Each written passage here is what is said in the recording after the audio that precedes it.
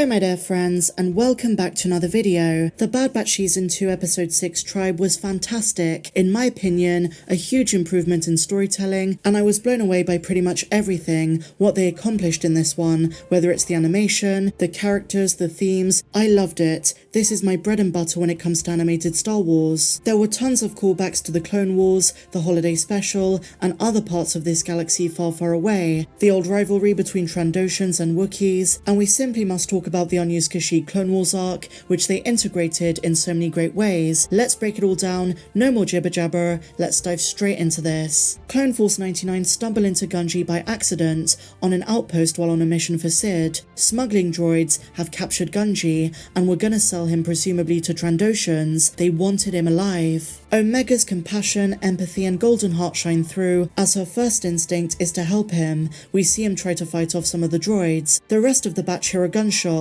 and they know something is wrong. Tech makes a funny joke about the gunshot either being from Echo or Omega, but most likely Omega. We know she gets herself into trouble often. Gungi using the Force and his confiscated lightsaber was epic. It felt right out of the Clone Wars, and the animation quality since the last time we saw Gungi in the Clone Wars Season 5 has dramatically improved. It's night and day. And more than anything, guys, we have yet another confirmed survivor of the Great Jedi Purge, Order 66. Once they rescue him, some very important details are revealed on the Havoc Marauder. We learn that Gungi's been on the run since Order 66, which would have been about 6 months ago, and Hunter makes a great point that as a Jedi, Gungi isn't safe anywhere. But in spite of that, he's been searching for Kashyyyk for a while, and because Gungi was a Padawan during the Clone Wars, he hasn't been there since he was a baby, before he was taken to Coruscant to be trained as a Jedi. As we learn, he remembers it in his dreams. We've seen a lot of Jedi across Star Wars share the same story. They dream a lot about where they came from before they were taken into the Jedi Order, and often these dreams can be misconstrued, idealized, and exaggerated. Now, the lunchbox they give Gungi is very similar to the Rebels ration kit that Luke eats in The Empire Strikes Back. We've also seen it in The Mandalorian Season 2 and various series and games from across the timeline, but we first saw it in 1980's The Empire Strikes Back. Interestingly enough, Hunter mentions that his Wookiee is a bit rusty, but the Wookiee language is actually called Shriwook. In the same scene, Wrecker has a throwaway line that reveals a lot. When they decide to take Gungi back to Kashyyyk, Wrecker says, "Been a while since we've been to Kashyyyk." This is huge because it implies they've been to the Wookiee homeworld before. But as I mentioned in a separate video, there was an unused arc of the Clone Wars where the Bad Batch along with Yoda and Anakin go to Kashyyyk to help the Wookiees. I'm starting to think this arc actually canonically happened, even if we didn't see it. They've done this sort of thing before, but the events took place canonically because this is the only other time we've seen the Bad Batch go there, unless of course they're referring to a separate occasion, but I don't think so. Knowing the way Dave Filoni crafts his stories, drawing from things that came before, even if they were unused and just concepts, I wouldn't be surprised if that's the case here, and that is what Wrecker is alluding to. And just a heads up guys, at the end of this video, I've included the section about what the Clone Wars Kashyyyk arc would have been, so I encourage you to stay till the end. So the Bad Batch take Gungi to Kashyyyk. It looks marvelous. It is visually stunning, but it first appeared in live action in the infamous holiday special. We also saw it in Revenge of the Sith and various video games. As they walk along the forest, they run into Kinraths, a giant type of arachnid that was also going to feature in the unfinished Clone Wars arc. They are native to Dantooine and Kashyyyk. I love these touches and inclusions. Gungi uses Animal Bond to dissuade them from attacking. This ability has been seen time and time again with Anakin, Ezra, and even Grogu in the Book of Boba Fett. It's a Force trick that many younglings are taught. Now, something I wonder about with Gungi is how did he get so proficient in his Force abilities? Is someone like Luminara training him before she's arrested and entombed, or maybe someone like Quinlan Vos? I definitely think he's been trained further. We might find out next week, because the episode ended on a cliffhanger. When looking for Gungi's village, it's been burned down by Trandoshan thugs, hired by the Empire to take out the Wookiees. One other familiar face is Tarfful.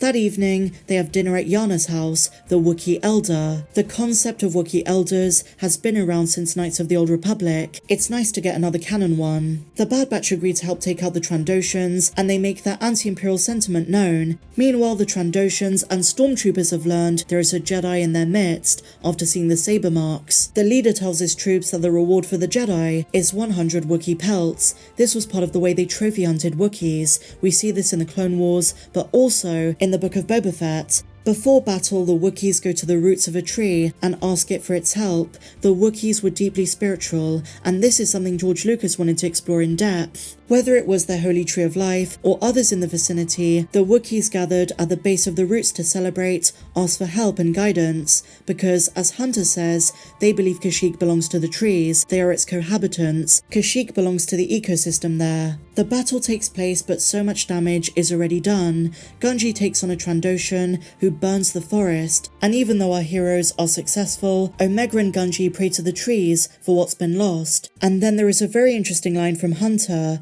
He tells Yana that Omega and Gungi are kids, but they never get to be. In a galaxy full of war, conflict, oppression, and hardship, there is no innocence. They can't just be regular kids. This is something reiterated in episode 2 of season 1. And as I said in last week's episode, I think Hunter just wants a peaceful life. He doesn't want to do this anymore. And that is how our episode ends, on a cliffhanger. I think more Imperials are coming, and Tarfful is about to build a Wookiee rebellion. Next week is a double episode, which I think is going to give us more information about Gungi. But now, the Bad Batch has a huge problem when they go home. Sid. She's a Trandoshan. How is she going to feel about the Bad Batch wiping out members of her own species in favour of the enemy, the Wookiees? This might be the straw that breaks the camel's back, because we know we can't really trust Sid. Her reaction might be decisive, and might set the tone for the rest of the season. Let's wait and see. But overall, I love this episode. It was really fun, visuals were spectacular, Gungi is adorable, and it's always good to see Omega's compassion. Now this episode continues the trends that Lucasfilm have been expanding for a while: Star Wars cultures, heritage, traditions, and the threat of occupation. We saw it in the Andor show with Ferrix, we saw it on Sereno earlier in the season, and here again with Kashyyyk. And the great thing about this episode is it's a culture we already know, we're already invested, we want it to survive. I give this episode a 10 out of 10, one of my favourites, if not my favourite so far. And there also seems to be Avatar influence, and I've got to say with Omega and Gungi, they make such a cool team. At different points in the timeline, the Fets now have a Wookiee in their corner. In the case of Boba Fett later in the timeline during the Mandoverse, he's got Chrysanthemum, Omega has Gungi. Could an older Omega and Gungi be working together post Return of the Jedi? That'd be really cool to see. As I said guys, here is the segment where I spoke about the Kashyyyk Clone Wars arc. I hope you enjoy it, but otherwise, let me know your thoughts in the comments down below of episode 6 Tribe. Did you enjoy it? What would you rate it? Share your thoughts down below. If you enjoyed this breakdown, please be sure to give me a big fat thumbs up, subscribe if you're new, and I'll see you in the next one. May the Force be with you always.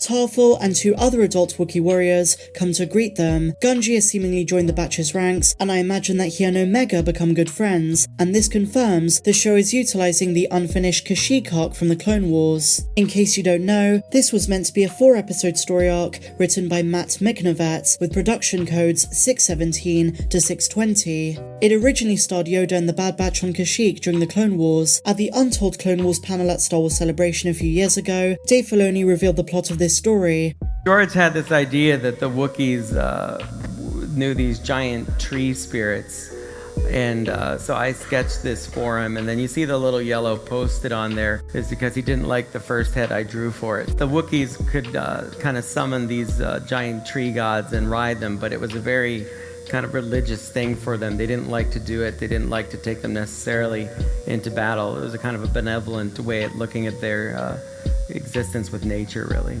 Yeah, I like the idea that the clones that worked with Yoda would have kind of smacked his face on their helmet. So if you look at the front of that clone, that guy has kind of a silhouette of Yoda's ears going back on the helmet, which was kind of fun. And it was always kind of neat to get to, I mean, you know, to draw Chewbacca and Yoda, and that's my job, is always, to this day, 10 years, it's still really fun to do. And drawing Yoda for George was always great. He is his favorite character in a lot of ways. So yeah, this was a scene that happened in the arc where Tarfful basically was asking permission of the forest to kind of go into battle and do some things that were rather challenging. In a bigger portion of the story arc, it was a Trandoshan leader was working for the Separatists, and basically they had an alliance with the Separatists to attack Kashyyyk, and in order to kind of get them out of the city of trees, the Wookiees were going to have to burn a portion of the forest. clones had no problem doing this because strategically it made sense, but it was very upsetting to the Wookiees. So you had kind of a push and pull dynamic between the Wookiees and the clones where they didn't really get along, but they were trying to find a common purpose in fighting the Separatists. But